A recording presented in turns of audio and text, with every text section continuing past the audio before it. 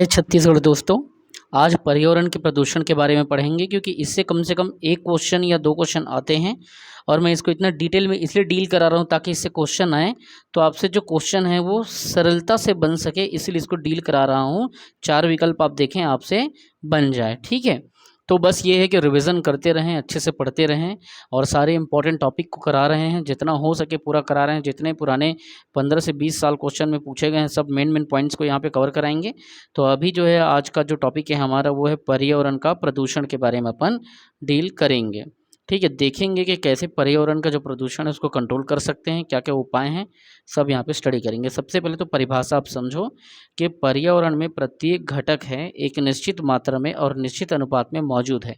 चाहे वो पानी हो, चाहे वो हवा हो, चाहे आप कहना चाहिए कि विभिन्न तत्व हो, वो सारे चीज़ का एक निश्चित अनुपात में एक प्रॉपर जो नेचुरल जो कहना चाहिए कि एक स्थिति है, उस स्थिति में, उस सिचुएशन में है।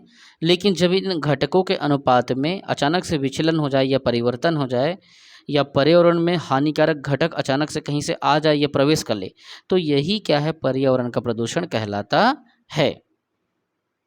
अर्थात पर्यावरण में अवांछनीय, जिसकी इच्छा आप करते ही नहीं हो, जो वांछनीय होता ही नहीं है, अवांछनीय पदार्थ अगर प्रवेश कर ले तो वो क्या होगा, जीवन के सम्मुख संकट उत्पन्न कर सकता है, उसे प्रदूषण कहते हैं। और वो प्रदूषण के लिए उत्तरदायी पदार्थ को ही प्रदूषक शब्द से मतलब नोटेशन करते हैं कि भाई ये प्रदूषक है। कौन सा, जो प्रदूषण फैलाने वाला जो पदार्थ है वो प्रदूषक कहलाता है और इससे आपका पर्यावरण को क्षति होती है। अब देखे हैं यहाँ पे मानव जनित, हम लोग देखेंगे कि पर्यावरण के प्रदूषण को किसका संज्ञा दिया गया है। मानव के द्वारा जनित जो पर्यावरण प्रदूषण है उसे एंथ्रोपोजेनिक की संज्ञा दिया गया है। कौन सा, मानव जनित पर्यावरण प्रदूषण को एंथ्रोपोजेनिक की संज्ञा दिया गया है। ऐसे जो प्रदूषक होते हैं जो सूक्ष्म जीवों के द्वारा समय के साथ प्रकृति में सरल और हानिकारक तत्वों में विघटित कर दिए जाते हैं, ठीक है। और इन्हें जैव विघटित प्रदूषक कहलाते हैं। और इन सब को आप क्या कहते हो, तो इन सब को आप जैव विघटित प्रदूषक इन्हें कहते हो। उदाहरण के लिए घर में जो अपशिष्ट मल हो गया, मल मूत्र हो गया, वाहित मल हो गया, गंदगी हो गई, नाली का पानी हो गया, या नाली में भरा हुआ पानी से जो कीड़े मकोड़े आ रहे हैं, ये सब मानव जनित पर्यावरण के प्रदूषण करने वाले कंपोनेंट हैं।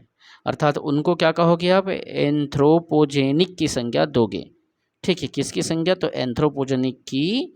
और ऐसे प्रदूषक जो सूक्ष्म जीवों द्वारा समय के साथ प्रकृति में सरल और हानिकारक तत्वों में विघटित कर दिए जाएं या विघटित कर दिए जाते हैं, यही जैव विघटित प्रदूषक कहलाते हैं। और इन्हीं के द्वारा ही दुनिया भर का बीमारी हमारे सामने आता है। अब हम यहाँ पे देखेंगे बच्चों, पर्यावरण के जो प्रदूषण हो रहे हैं उसके प्रकार को समझेंगे, ठीक है। तो प्रदूषण का प्रकार जो है मेनली 3 प्रकार का होता है। एक उत्पत्ति के आधार पे, एक पर्यावरण में जो निस्तारण करते हैं तो निस्तारण की प्रकृति के आधार पे, चाहे वो जैव जैव निम्नीकारी निस्तारण हो या अजैव निम्नीकारी हो, तो उसके आधार पे। और जो दूसरा होता है या तीसरा जो होता है वो होता है स्वरूप के आधार पे। तीसरा जो होता है, थर्ड जो होता है, वो आपका होता है स्वरूप। जो स्वरूप होता है, चाहे प्राथमिक स्वरूप हो चाहे द्वितीयक स्वरूप हो, वो भी 2 भाग में बटा है, उसके आधार पे। और उसके अलावा एक और इम्पॉर्टेंट जो होता है वो होता है भौतिक कारक के आधार पे। जो चौथा होता है वो होता है भौतिक कारकों के आधार पर है आपका प्रदूषण फैलता है। हम क्या करेंगे, सबसे पहले देखेंगे प्रदूषण के उत्पत्ति के आधार पे। देखिए यहाँ पे मैं कुछ ऐसे चीज़ आज बताने वाला हूँ इस क्लासेस में, और इस क्लासेस के बाद जैसे बहुत ज़्यादा प्रदूषण के क्वेश्चन पूछते हैं, ठीक है। जैसे कि वायुयान जो है उसमें क्या पाया जाता है, उससे क्या प्रदूषण होता है, या भौतिक कारक में क्या आता है, जल प्रदूषण आता है, वायु आता है, क्या मृदा प्रदूषण भौतिक कारक में आता है, क्या ध्वनि प्रदूषण भौतिक कारक में आता है, पूरा डील करेंगे। आज हम लोग देखेंगे उत्पत्ति के आधार पर। तो प्रदूषण के जो कारक है, पहला अपन देखेंगे उत्पत्ति के आधार पर। तो पहला क्या है, प्राकृतिक प्रदूषण। एक तो प्राकृतिक रूप से जो उत्पन्न होता है वो इसके अंतर्गत आता है। दूसरा है आपका मानव जनित प्रदूषण।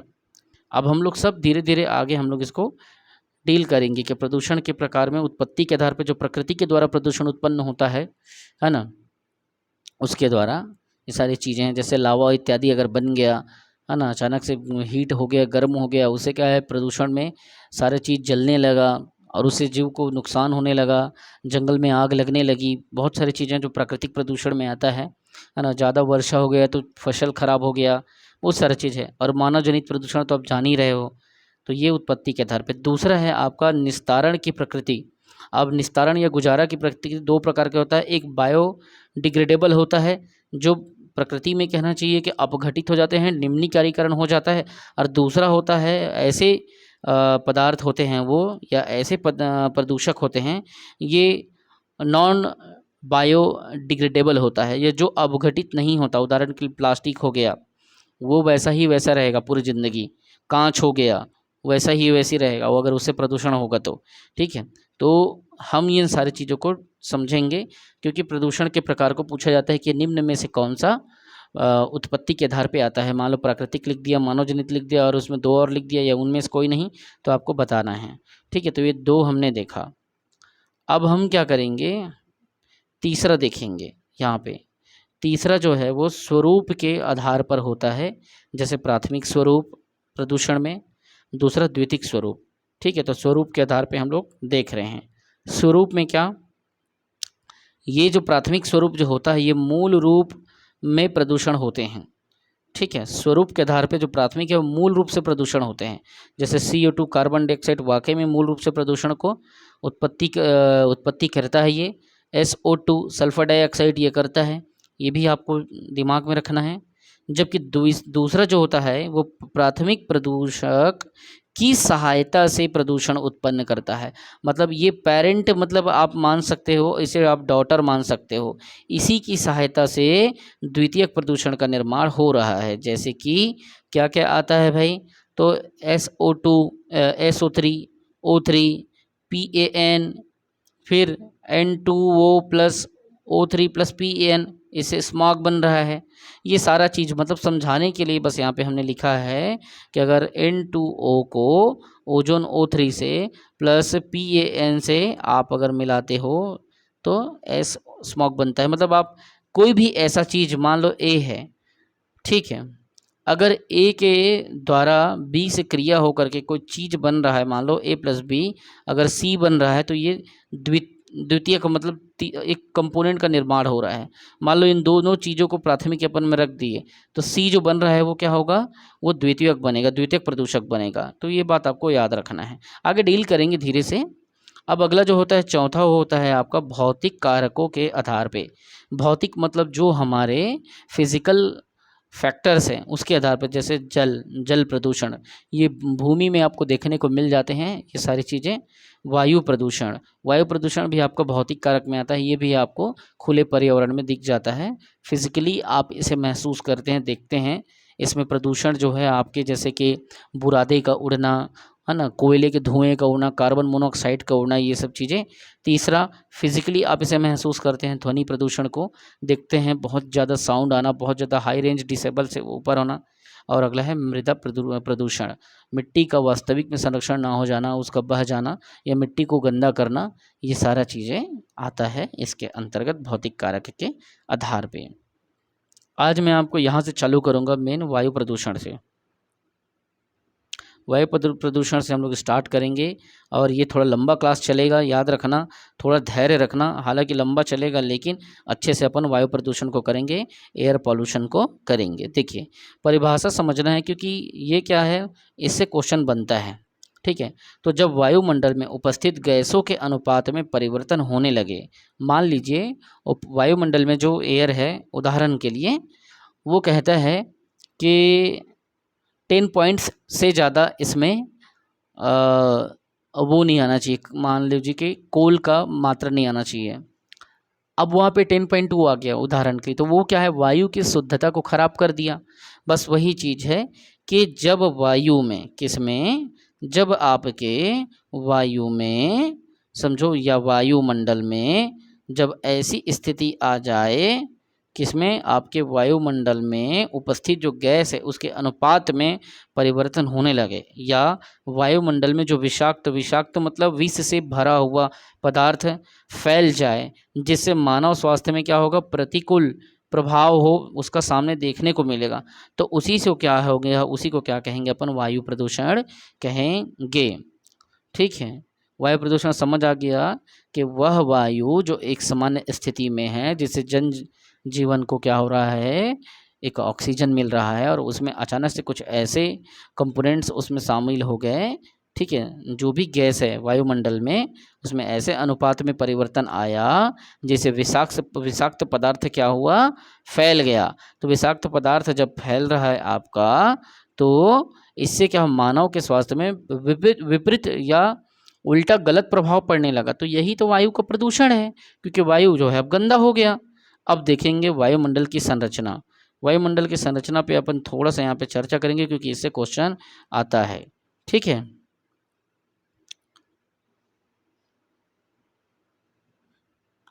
वायुमंडल की संरचना, तो स्ट्रक्चर ऑफ द एटमॉस्फेयर, संरचनात्मक स्तर पर पृथ्वी के वायुमंडल में 78.08 या 78.08% नाइट्रोजन है। ठीक, फिर 20.95% ऑक्सीजन है। ये दो बात आपको याद रखना है, क्योंकि दोनों को ज़्यादा पूछता है, बाकी को भी याद रखना है। लेकिन वायुमंडल में, पृथ्वी के वायुमंडल में 78.08% नाइट्रोजन, ठीक, और दूसरा 20.95% ऑक्सीजन। कई जगह 20.95 होने के कारण डेसिमल वैल्यू को लेकर के 21% लिखता है, लेकिन वास्तविक जो डेटा है वो कितना है, 20.95% ये ऑक्सीजन माना जाता है। वन विभाग का आंकड़ा है, केंद्र सरकार के फॉरेस्ट्री डिपार्टमेंट का। लेकिन 21% इसको मान लिया जाता है, क्योंकि 20 के बाद 9 है, इसलिए एक उसको बढ़ा दिया जाता है। 5 के ऊपर अगर कोई वैल्यू है तो उसको डेसिमल को लमसम में 1 ले लिया जाता है। तो इतना ऑक्सीजन और 0.93% आर्गन, इतना, और कार्बन डाइऑक्साइड की जो मात्रा है बेटा वो कितना है, 0.0338% कार्बन डाइऑक्साइड इतना है। इन्हें क्या कहा जाता है, तो किसको, nitrogen, oxygen, argon, carbon dioxide, इनको भारी गैसें कहा जाता है। ठीक है, hydrogen, ozone, neon, helium, krypton आदि जो गैसें हैं जिनको हल्की गैसें कहा जाता है। अब आपसे पूछा जाएगा कि निम्न में से भारी गैस कौन है, तो सबसे पहले आप क्या कर लेना, जिनका मात्रा देखो ऊपर में ज़्यादा दिख रहा है, इनके कंटेंट जो है ज़्यादा दिख रहा है, जैसे कि वायुमंडल में 78% क्या है, तो नाइट्रोजन है। तो नाइट्रोजन का परसेंट कितना बता रहा है, 78.08। अगला ऑक्सीजन है मान लो, है ना, तो ऑक्सीजन जो है वो कितना है, तो 0.93। ठीक है, आर्गन कितना है, तो 0.0338 ये आर्गन हो गया। ये सारी गैसों को क्या कहा जाता है, तो भारी गैस। लेकिन इसके अलावा यहाँ पे कुछ गैसें हैं जिसे हल्की गैस कहते हैं, जैसे ozone, neon, helium, krypton, hydrogen, ये सारी गैसें हल्की गैसें। अब व्यापम आपसे पूछेगा कि भारी गैसों को छांटें और हल्की गैसों को छांटें। आपको अपना दिमाग लगाना है, भारी गैस और हल्की गैस को छांट करके सही आंसर को ले लेना है। अब देखिए यहाँ पे वायु को प्रदूषण फैलाने के लिए कुछ गैसें हैं, उसका स्रोत यहाँ पे दिया है, और कुछ उत्सर्जित गैस है कि ये स्रोत से ये गैस निकलता है, एक सोर्स है और एक गैस का नाम दे दिया है। आपको क्या करना है, उत्सर्जित जो गैस है उसको आपको याद करना है। जैसे वन की अग्नि से क्या निकलता है, CO2 और CO, ठीक, कार्बन डाइऑक्साइड और कार्बन मोनोऑक्साइड निकलता है। वैसे ही ज्वालामुखी उद्गार से क्या निकलता है, SO2 और H2S, ठीक। और वायुमंडल के जेट विमान से आप इसको याद रखना, NO2, इतना आपको याद रखना है। इस टाइप का जुगाली करने वाले जो पशु हैं वो धान की खेती से या आर्द्र भूमि, वेटलैंड भूमि से, या जुगाली करने वाले पशु जो ऐसे हमेशा देखे होंगे उसके मुंह से जुगाली करके गजरा निकालते हैं, तो ये है आपका क्या, तो CH4। आपको इतना दिमाग रखना है। और ये कपड़ों का व्यंजन है ब्लीचिंग से Cl2। तो इस टाइप की चीज़ों को बहुत कम पूछा जाता है, लेकिन पूछा जाता है कि इसके स्रोत क्या है, कई बार इसको पूछा गया है। ठीक है। तो कपड़ों के विरंजन करने से या ब्लीचिंग का जब होता है तो कौन सा गैस निकलता है, तो Cl2। ज्वालामुखी में जब आग लगता है तो SO2, H2S। जीवाश्म ईंधन में CO, CO2, SO2। ये सब चीज़ों आप लोगों को दिमाग में 4-5 बार रिवीजन करना है, तब जा कर के वो चीज़ बन जाएगा, लेकिन आप लोगों को रिवीजन करना ही पड़ेगा। अब आपको यहाँ पे मैं बताऊंगा कार्बन मोनोऑक्साइड के बारे में। अब एक एक इम्पॉर्टेंट गैस को क्या करेंगे, डील करेंगे। कार्बन मोनोऑक्साइड का 2 बातें आपको रखना है यहाँ पे। सबसे पहले आप दिमाग में यह रखिएगा कि वायुमंडल में सर्वाधिक योगदान है इसका, किसका, कार्बन मोनोऑक्साइड का प्रदूषण फैलाता है। ठीक है, पहला वायुमंडल में सर्वाधिक योगदान कितना प्रतिशत है, 50% ये प्रदूषण को फैला देता है। दूसरा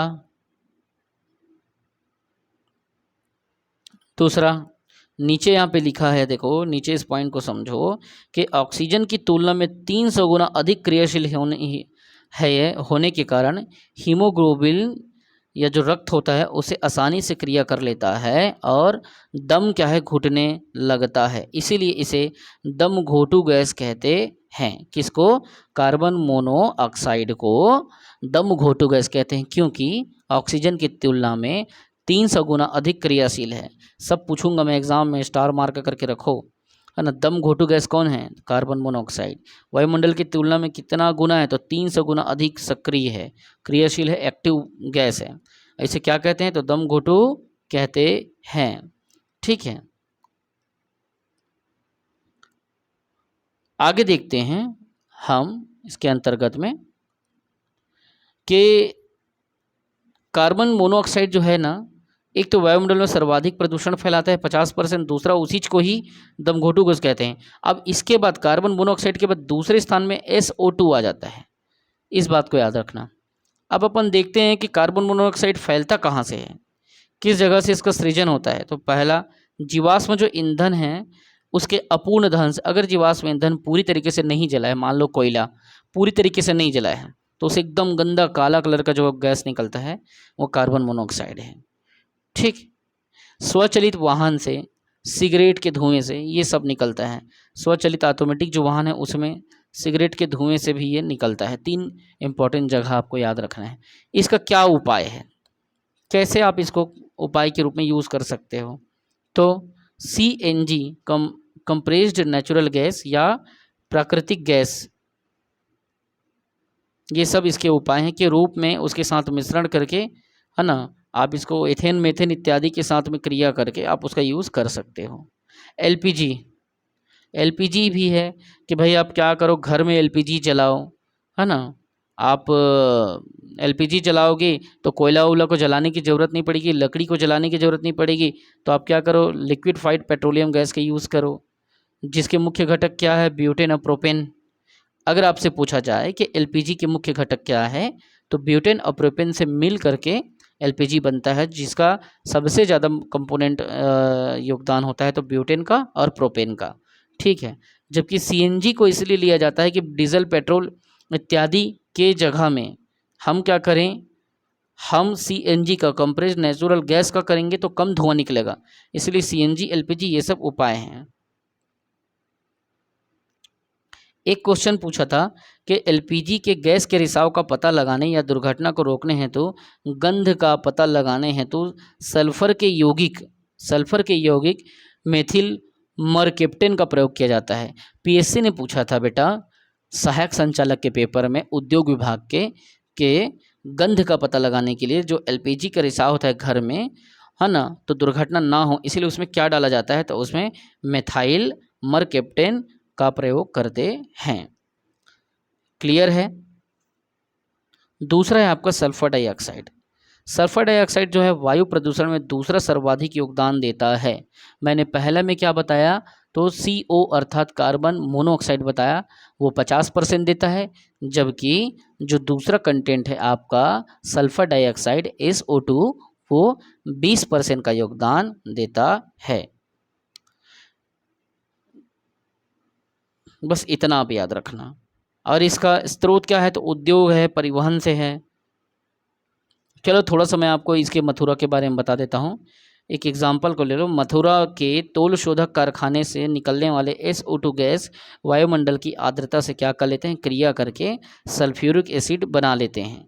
यह सल्फ्यूरिक जो अम्ल है, सल्फ्यूरिक अम्ल वर्षा के माध्यम से पृथ्वी के धरातल पर आते हैं। कहाँ पे, तो धरती पे, भूमि पे आ जाते हैं ये, ठीक है, जिसे सामान्य भाषा में हम क्या कहते हैं, एसिड रेन या अम्ल वर्षा कहते हैं।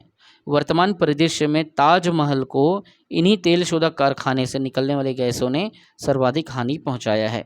अब आपसे पूछा जाए कि ताजमहल को सर्वाधिक हानि किससे पहुंचा है, तो आप क्या लेंगे, अम्ल वर्षा से। और वो अम्ल वर्षा किससे हो रहा है, तो सल्फर डाइऑक्साइड के सल्फ्यूरिक अम्ल के बनने के कारण वायुमंडल की आर्द्रता से क्रिया कर जब लेता है तो सल्फ्यूरिक अम्ल बन जाता है और वो वर्षा के माध्यम से पृथ्वी के धरातल पर आ जाता है, अर्थात बादल के साथ वो नीचे, बादल से पानी के साथ नीचे आ जाता है और वायुमंडल से नीचे गिर करके वो क्या करता है, नुकसान पहुंचाता है। ताजमहल का धीरे धीरे कहना चाहिए कि पीला पड़ना या उसके कलर का धीरे धीरे निकलना, है ना, उसके संगमरमर का जो है कलर है उसके धीरे धीरे सफ़ेदी का उसमें जो कलर है वो कम होते जाना और पीलापन स्पॉट दिखना, ये सल्फ़र डाइऑक्साइड का एक एग्जाम्पल है। इसका हम क्या करेंगे, देखेंगे कि सल्फ़र डाइऑक्साइड कहाँ से निकलता है, तो मेन तो भैया इंडस्ट्री से निकलता है, दूसरा परिवहन ट्रांसपोर्ट से निकलता है। लेकिन मेन अगर दोनों विकल्प दे तो पहले क्या करना, उद्योग का लेना। पेट्रोलियम एवं अन्य जीवाश्म ईंधन के दहन से लेड, PB को लेड कहते हैं, जैसे हानिकारक धातुएं भी निकलती है जो कि क्या करती है, वायु को भी प्रदूषित करती है। और ये किससे निकलती है, तो पेट्रोलियम और अन्य जीवाश्म ईंधन के दहन से निकलती है। दूसरा, बेंजीन से ब्लड कैंसर जैसी घातक बीमारी होती है। एक बार इस क्वेश्चन को पूछा था कि ब्लड कैंसर किससे होती है, तो ब्लड कैंसर, खून का जो कैंसर होता है, ल्यूकेमिया, है ना, ब्लड कैंसर ल्यूकेमिया, ये बेंजीन से होता है, याद रखना, बेंजीन से ब्लड कैंसर होता है। अब वायु प्रदूषण के प्रभाव है, क्या है, तो वायु में धूल कणों से, है ना, वायु प्रदूषण के जो प्रभाव कहाँ पड़ते हैं, तो वायु में धूल के कणों से ये अस्थमा का, सांस की बीमारी, है ना, होता है, हमको खांसी आता है, सीने में दर्द होता है, आंखों में जलन होता है, धूल। फिर सल्फर डाइऑक्साइड व नाइट्रोजन ऑक्साइड के कारण तो वायु में इनकी मात्रा ज़्यादा होने पर सिर दर्द होता है, स्वास्थ्य तंत्र में गड़बड़ी होता है, चर्म विकार होता है, मतलब आपका स्किन खराब होता है। फिर CFC, क्लोराफ्लोरोकार्बन, ये सब वायु प्रदूषण के एग्जाम्पल है। यह ओजोन परत का क्या करता है, क्षरण कर देता है। स्मॉग जो होता है, जब कोहरे में जो कोहरा होता है, देखे होंगे प्लांट से कोहरा निकलता है, कोहरे में जहरीली गैस मिल जाती है, मान लो, मतलब जो बादल का कोहरा होता है वो अगर समझ लो इंडस्ट्री के आसपास में पूरा फैला हुआ है, तो उस कोहरे में क्या जहरीली गैस मिल जाती है, जिससे प्राणियों को सांस लेने में भी तकलीफ होती है, क्योंकि यह जो है स्मॉग जो है वो घाटियों में उत्पन्न होती है, ठीक है। और किससे बनती है, तो वो किससे क्रिया करती है, तो कोहरों से क्लियर करती है, कोहरों से क्लियर करती है, कोहरे से क्लियर करती है और जहरी गैस उसमें जाके मिल जाती है कोहरों के साथ में। और कोहरे कहाँ पे उत्पन्न होती है, तो घाटियों में, और घाटी में कौन रहते हैं, तो प्राणी रहते हैं। ये सारे जो है ना, CFC हो गया, मतलब क्लोरोफ्लोरोकार्बन हो गया, सल्फर डाइऑक्साइड हो गया, वायु में धूल के कण हो गए, सब वायु प्रदूषण के प्रभाव हैं। एक क्वेश्चन पूछा था यहाँ पे व्यापम ने 2016 में, याद रखना, कि वायु प्रदूषण व रोकथाम व नियंत्रण के लिए किस अधिनियम का उद्देश्य है या किस अधिनियम के द्वारा ये किया जा रहा है। तो 1981 का जो अधिनियम है, अधिनियम 1981, उसके द्वारा वायु प्रदूषण को रोकथाम करने का प्रयास किया जा रहा है। दो बातें याद रखना, वायु प्रदूषण की रोकथाम, उसके नियंत्रण हेतु एक बोर्ड बनाया गया है ताकि हम पर्यावरण प्रदूषण को कंट्रोल करें और उसमें एक समाधान निकालें। दूसरा, वायु की गुणवत्ता को बनाए रखने के लिए भी उस बोर्ड को बनाया गया, उसका उद्देश्य क्या है कि हम एयर की क्वालिटी को ख़राब ना होने दें। और तीसरा, वायु प्रदूषण की रोकथाम, इसका नियंत्रण और निवारण करने के लिए जो प्रोसेसिंग है, जो योजनाएं बनाना है, प्लान्स बनाना है, वो सभी जो है ये बोर्ड का काम होता है ताकि वो वायु के प्रदूषण को रोक सके। अब आपको याद रखना, यहाँ पे दो बातें याद रखना है। एक तो आपका गलघोटू हो गया, कार्बन मोनोऑक्साइड सबसे ज़्यादा प्रदूषण कहाँ फैलाता है, किसमें, वायुमंडल में, कितना प्रतिशत, तो 50%। और दूसरे नंबर पे है गलघोटू के बाद दूसरे में है सल्फर डाइऑक्साइड जो कि 20% फैलाता है। आगे की क्लास में और डिटेल बताऊंगा, आराम से पढ़ें, हड़बड़ी ना करें, ये बहुत लंबा चलने वाला क्लास है, ठीक है। जय हिंद।